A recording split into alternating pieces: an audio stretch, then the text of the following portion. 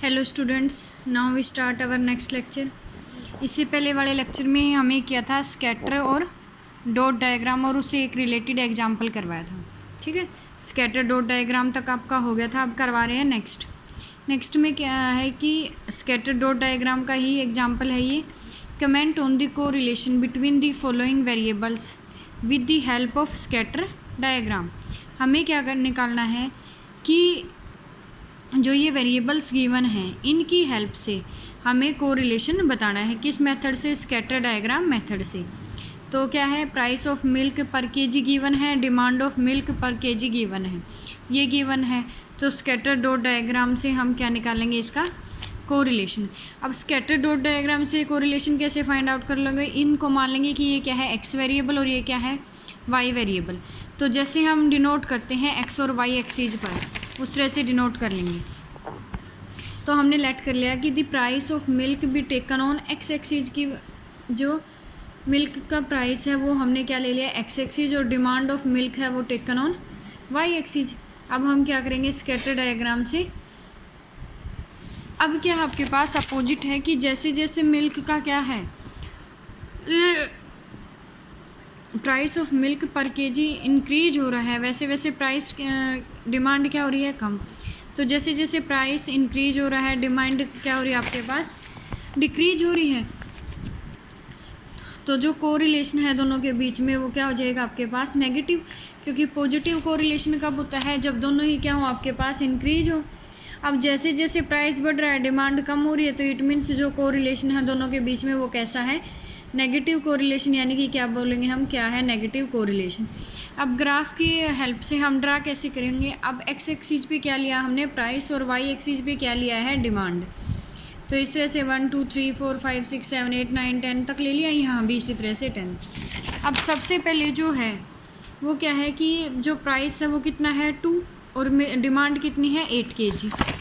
तो प्राइस तो हमने एक्स एक्सीज पे लिया है, तो प्राइस तो 2 ये हो गया, और उसके बाद क्या है, डिमांड 8 ये हो जाएगी। तो दोनों पॉइंट जहाँ मीट करते हैं ये हो जाएगा 2 8 पॉइंट।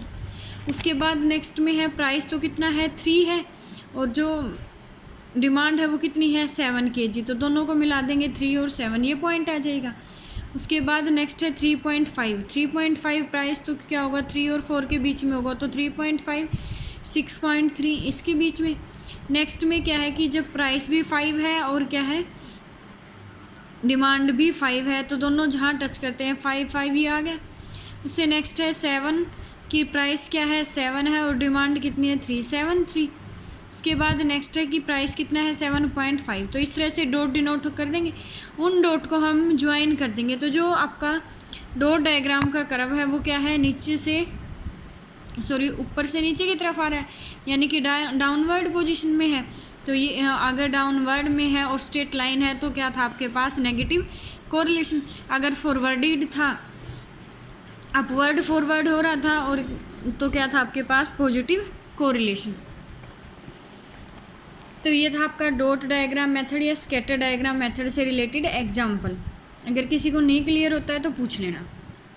नेक्स्ट है दी ग्राफिक मेथड। नेक्स्ट जो मेथड है हमारा वो क्या है, ग्राफिक मेथड है।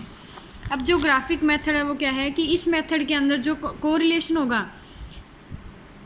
The individual value of the 2 variables. अब यहाँ तो क्या प्लॉट करे थे हम कि एक्स की और वाई की इकट्ठी ली, जहाँ दोनों मीट कर रहे हैं। जैसे एक्स की वैल्यू क्या थी, मान लो 2 थी, और वाई की वैल्यू क्या थी, 8। तो जहाँ टच करी थी वो पॉइंट ले लिया।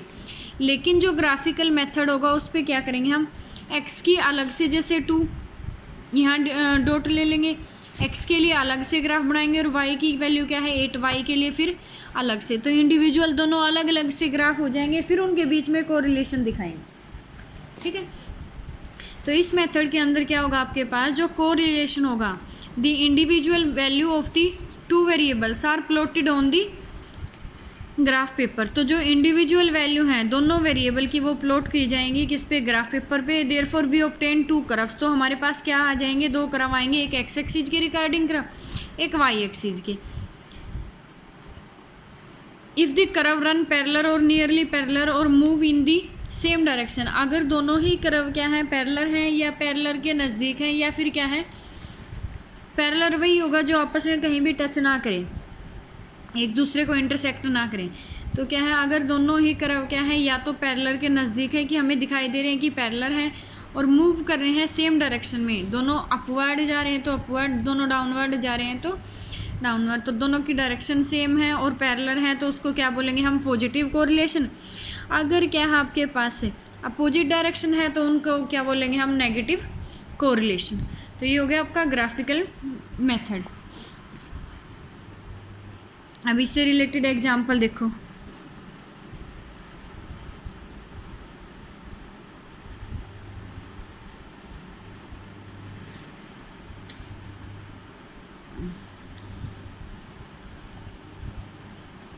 From the following data, ascertain with the help of graph whether the income and expenditure of the workers of a factory are correlated. तो क्या गिवन है आपके पास, किसी भी फैक्ट्री के वर्कर्स की इनकम और एक्सपेंडिचर गिवन है, हमें ग्राफ की हेल्प से, ग्राफिकल मेथड की हेल्प से क्या निकालना है, कोरिलेशन निकालना है। ईयर गिवन है 2001, 2002, 2003, उनके अंदर जो एवरेज इनकम है वो ये है और एवरेज एक्सपेंडिचर है वो ये है आपके पास। तो सबसे पहले देखो ये इंक्रीज हो रहा है, ये भी एक्सपेंडिचर भी इंक्रीज हो रहा है, दोनों इंक्रीज हो रहे हैं। इट मीन्स क्या है आपके पास, दोनों की डायरेक्शन सेम होगी। अगर डायरेक्शन सेम है तो पॉजिटिव कोरिलेशन है। तो हमें यहाँ से पता चल गया कि पॉजिटिव कोरिलेशन क्यों है, क्योंकि इनकम भी इंक्रीज हो रही है और एक्सपेंडिचर, अगर दोनों ही चीज़ें इंक्रीज हो रही है इट मीन्स जो ग्राफ है वो आपका एक ही डायरेक्शन में जाएगा, और एक ही डायरेक्शन में अगर ग्राफ जाएगा तो कैसा है, पॉजिटिव कोरिलेशन है।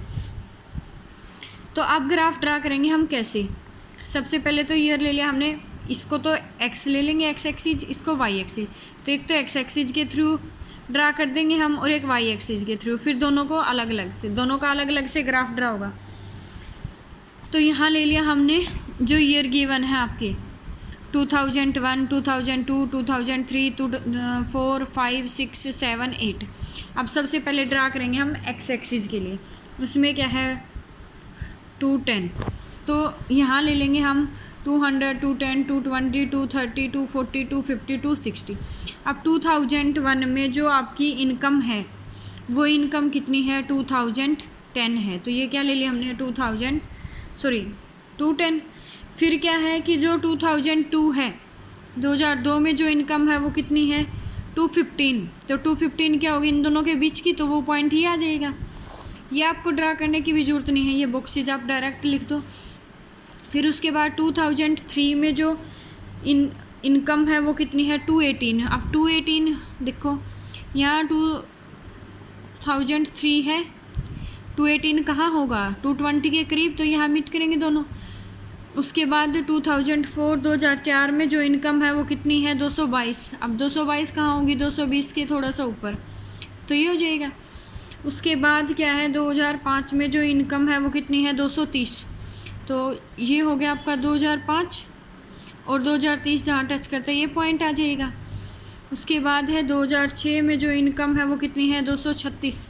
236 क्या हो गया आपके पास 230 और 240 के मिड से थोड़ी सी ऊपर वैल्यू ये आ जाएगी जहाँ मिड करते हैं। इसी तरह से जो 2008 है, 2008 में जो इनकम है वो कितनी है 255। 255 क्या होगी इनकी मिड वैल्यूज, तो ये आ जाएगी। तो इन सभी पॉइंट को अगर हम मीट करते हैं तो ये क्या आ जाएगा आपके पास इनकम कर्व। अब नेक्स्ट एक्सपेंडिचर गिवन है। अब नेक्स्ट जो ड्रा करेंगे वो क्या है एक्सपेंडिचर कर्व। 2001 में जो एक्सपेंडिचर है वो कितना है 205। 205 इनके बीच में होगा तो पॉइंट यहाँ आ जाएगा। 2002 में जो एक्सपेंडिचर है वो कितना है 8, तो 210 के नज़दीक हो जाएगा, तो वो पॉइंट ले लेंगे। 2003 में कितना है 212। 212 क्या होगा 210 से थोड़ा सा ऊपर, ये पॉइंट आ जाएगा, ठीक है। उसके बाद 2004 में जो एक्सपेंडिचर है वो कितना है 218। 218 220 के नज़दीक से होगा, तो यहाँ आ जाएगा। उसके बाद 2005 में जो है वो कितना है 225। तो 225 कहाँ होगा 220 और 230 के बीच में, तो ये पॉइंट आ जाएगा। फिर लास्ट में इन सब पॉइंट्स को हमने ज्वाइन कर लेंगे, तो ये क्या आ जाएगा आपके पास एक्सपेंडिचर कर्व और ये क्या आ गया आपके पास इनकम कर्व। तो अब इनकम कर्व भी क्या जा रहा था अपवर्ड जा रहा था, और जो एक्सपेंडिचर कर्व है वो भी अपवर्ड जा रहा है, क्योंकि दोनों की वैल्यू इंक्रीज हो रही थी, दोनों सेम ही डायरेक्शन में जा रहे हैं। ठीक है ना। ये भी नीचे से ऊपर की तरफ था, ये भी नीचे से ऊपर की तरफ, दोनों क्या है, पैरेलल हैं, क्योंकि कहीं भी एक दूसरे को कट नहीं करी आपस में कि एक्सपेंडिचर करो और इनकम करो, एक दूसरे को कहीं काट रहा है, नहीं काट रहा है। इट मीन्स क्या हो गया आपके पास कि दोनों ही पैरेलल हैं और दोनों ही क्या है आपके पास इंक्रीज हो रहे हैं, अपवर्ड हो रहे हैं, सेम डायरेक्शन में है। तो इट मीन्स क्या है आपके पास कि जो कोरिलेशन है वो कैसा है, पॉजिटिव कोरिलेशन है। आई थिंक समझ आ गया होगा। नेक्स्ट देखो इसी का ग्राफिकल मेथड का example, the following table shows the change in price with every change in the supply of a particular commodity. तो ईयर गिवन है आपके पास, सप्लाई गिवन है, प्राइस गिवन है। तो एक तो हम कर्व ड्रा करेंगे सप्लाई का और सेकंड किसका कर्व ड्रा करेंगे, प्राइस का। अब जो सप्लाई है वो क्या हो रही है, इंक्रीज हो रही है, बट जो प्राइस है वो क्या हो रहा है आपके पास, डिक्रीज हो रहा है। तो जो सप्लाई का कर्व है वो इंक्रीजिंग ऑर्डर में बढ़ता जाएगा और जो प्राइस है का कर्व है वो क्या आ जाएगा, घटता जाएगा, क्योंकि उसकी वैल्यू कम होती जा रही है ना। तो ये तो क्या होगी, इसकी डायरेक्शन तो अपवर्ड और इसकी डायरेक्शन क्या आ जाएगी, प्राइस वाले की डाउनवर्ड। तो दोनों की डायरेक्शन क्या होगी, अपोजिट होगी। अगर डायरेक्शन अपोजिट है इट मीन्स कर्व कैसा होगा आपके पास, सॉरी जो कोरिलेशन है वो कैसा होगा, नेगेटिव कोरिलेशन। तो graph in the following figure shows that supply and price have negative correlation, क्योंकि दोनों क्या है आपके पास, एक इंक्रीज हो रहा है दूसरा डिक्रीज हो रहा है, इसलिए उनके बीच में क्या है, नेगेटिव कोरिलेशन। अब ग्राफिकली देखो क्या ले लेंगे, किस तरह से, यहाँ हमने ले ली ईयर 2001 2 3 4 5 6 7 8, ठीक है। यहाँ हमने ले ली सप्लाई, आप एक ही कर्व में भी कर सकते हो। यहाँ हमने ले ली सप्लाई और यहाँ हमने ले लिया प्राइस, ठीक है। अब सबसे पहले तो ये छोड़ो कि आपने प्राइस लिया ही नहीं है, सिर्फ क्या आपके पास ईयर है और सप्लाई है। तो कर्व कैसे डिनोट करेंगे, अब 2001 में जो सप्लाई है ये 10-10 के गैप में ले लिए, 10 20 30 40 50 60 70 80 50। जो आपका 2001 में जो सप्लाई है वो कितनी है, 50। तो ये पॉइंट आ जाएगा 2001 और 50 जहाँ टच करते हैं। फिर 2002 में कितना है, 55 55 50 और 60 के बीच में ये वाला आ जाएगा। फिर 2003 में क्या आ जाएगा, 62। 2003 में क्या आ जाएगा, 62। तो 60 से थोड़ा सा ऊपर यहाँ टच कर जाएगा। फिर क्या आ जाएगा आपके पास, 2004 में कितना आ जाएगा, 70। यहाँ हो जाएगा पॉइंट, पहले पॉइंट कर लेंगे और फिर उन सारे पॉइंटों को ज्वाइन करेंगे तो क्या आ जाएगा आपके पास, कर्व आ जाएगा। अब नेक्स्ट है प्राइस। प्राइस हमने ले लिया इसी ग्राफ में इस साइड 0 10 20 30 40, ठीक है। अब जो 2008 में क्या है, अब ये तो यहाँ से गया अपवर्ड। अब प्राइस देखो, प्राइस को कैसे डिनोट करेंगे, 2001 में जो प्राइस है वो कितना है, 40। तो 2001 में प्राइस कितना है, 40, ये डॉट ले लेंगे। उसके बाद 2002 में कितना है, 38 38 के यहाँ आएगा या 40 के नज़दीक, ये पॉइंट ले लेंगे। फिर 2003 में जो कितना है, 35। फिर 2004 में कितना है, 30। फिर 2005 में कितना है, 27। 2006 में कितना है, 22। 2007 में कितना है, 20 और 2008 में कितना है, 16। इन सभी पॉइंट को ज्वाइन करते जाएंगे तो ये क्या हो जाएगा, प्राइस कर्व। ये क्या हो गया, सप्लाई कर्व। अब ये प्राइस कर्व तो क्या जा रहा था, अपवर्ड जा रहा था, और ये प्राइस कर्व कहाँ जा रहा है, डाउनवर्ड। तो स्टार्टिंग तो क्या थी इसकी, इंक्रीज हो रही थी और फिर डिक्रीज होता गया, ये क्या है, इंक्रीज। तो इसलिए ये कैसा हो गया आपके पास, नेगेटिव कोरिलेशन। आई थिंक आपको ग्राफिकल मेथड क्लियर हो चुका होगा। अगर फिर भी ग्राफिकल मेथड में कोई दिक्कत आती है तो पूछ लेना, एक दिन गूगल मीट पे क्लास ले लेंगे ग्राफिकल मेथड में अगर जो भी प्रॉब्लम आते।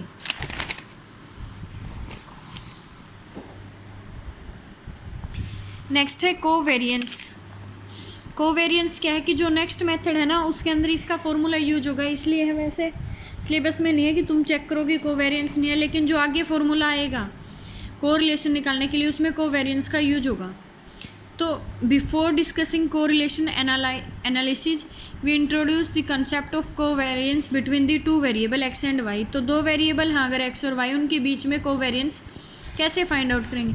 अब दो वेरिएबल की जगह वेरिएबल्स क्या हो सकते हैं आपके पास, एन भी हो सकते हैं, कि let there be N observation each for X and Y and let these observation be x1 x2 x3 xn for x and y1 y2 y3 yn for y। तो x की क्या है, n ऑब्जर्वेशन x1 से लेकर xn तक और y के n observation y1 से लेकर yn तक। तो इनका जो मीन है इन एन ऑब्जर्वेशन का जो मीन है एक्स बार वो किसके इक्वल होगा, x1 plus x2 plus xn divide by N, and y bar जो है वो किसके इक्वल होगा, y1 plus y2 plus yn divide by N. तो अब जो कोवेरिएंस है बिटवीन x एंड y वो किसके इक्वल होगा, x1 माइनस के x bar, x2 y1 minus के y bar plus x2 minus के x bar into y2 minus y bar plus xn minus x bar yn minus y bar divided by n। तो किसके equal आ जाएगा, 1 by N summation I varies from 1 to n, X I minus के X bar Y I minus के Y bar. तो ये किसका formula हो जाएगा आपके पास, covariance between two variable x and Y. तो covariance between two variable x and y में आल्सो भी डिफाइंड, इसको इस तरह से भी डिनोट कर सकते हैं कि कोवेरिएंस किसके इक्वल है, 1 by N summation x Y minus के summation x summation y divide by n. ये दोनों फॉर्मूले ही सेम हैं, सिर्फ इनके मेथड अलग हैं। इसमें एक्स बार की वैल्यू नहीं पुट की हुई, ये एक्स बार मीन निकाल लिया पहले, इसमें बाद में, ठीक है। तो कोवेरिएंस के लिए आपको ये फॉर्मूले याद रखने पड़ेंगे। अगर मीन गिवन है तो ये फॉर्मूला यूज कर लो, अगर सिर्फ एक्स और वाई की वैल्यू गिवन है तो कोवेरिएंस का ये वाला फॉर्मूला अप्लाई करोगे। अब क्या है कि फाइंड कोवेरिएंस एक्स वाई का कोवेरिएंस निकालना है। इफ समीशन एक्स आई किसके इक्वल है, 60 के, समीशन वाई आई किसके इक्वल है, 95 के, समीशन एक्स आई वाई आई किसके इक्वल है, 574 के, और एन किसके इक्वल है, 10 के। तो इस फॉर्मूले की सारी वैल्यू गिवन है, तो कोवेरिएंस का क्या कर देंगे, इस फॉर्मूले में वैल्यू पुट कर देंगे 1 बाई एन यानी कि 1 by 10। Summation x i y i क्या आ जाएगा, 574 माइनस के समीशन एक्स किसके इक्वल आ जाएगा, 60 के, ये किसके इक्वल हो जाएगा, 95 डिवाइडेड बाई 10। सोल्व करेंगे तो क्या आ जाएगा, 0.4। नेक्स्ट में क्या है, the marks obtain by 8 student in mathematics and statistics in a test are as follows 15, 11, 2, 4, 16। ये गिवन है आपके पास, मैथ के मार्क्स और किसके हैं, स्टैटिस्टिक्स के। 8 टोटल कितने स्टूडेंट हैं, 8। तो हमें कोवेरिएंस निकालना है between marks in mathematics and statics. तो कोवेरिएंस का फॉर्मूला आपके पास ये था, एन की वैल्यू तो होगी हमारे पास 8, एक्स को हमने डिनोट कर लिया कि किसके हैं, मैथमेटिक्स के मार्क्स, और वाई क्या है आपके पास, स्टैटिस्टिक्स के मार्क्स। तो जो समीशन एक्स आई है वो किसके इक्वल हो जाएगा, 15 प्लस के 2 प्लस 16 प्लस 10 प्लस 12 प्लस के 10 प्लस 16 प्लस 20 जो मार्क्स ऑफ मैथमेटिक्स है। इसी तरह से समीशन वाई आई निकाल लेंगे, समीशन एक्स आई आ गया, समीशन वाई आई। अब क्या निकालेंगे, summation x i y i, क्योंकि फॉर्मूले में हमें यही तो जरूरत है, summation x summation Y summation x i y i. अब इनकी क्या करेंगे, आपस में मल्टीप्लाई करके ऐड कर देंगे। 15 इंटू 11 प्लस के 2 इंटू 4 प्लस के 16 इंटू 8 प्लस के 10 इंटू 15 प्लस के 12 इंटू 9 प्लस के 10 into 15 plus 16 into 17 plus 20 into 14, सबका सम कर देंगे। अब जो कोवेरिएंस ऑफ एक्स वाई है वो किसके इक्वल आ जाएगा, फॉर्मूला ये था, इस फॉर्मूले में सारी वैल्यू पुट कर देंगे तो क्या आ जाएगा आपके पास, कोवेरिएंस, ठीक है। नेक्स्ट है फाइंड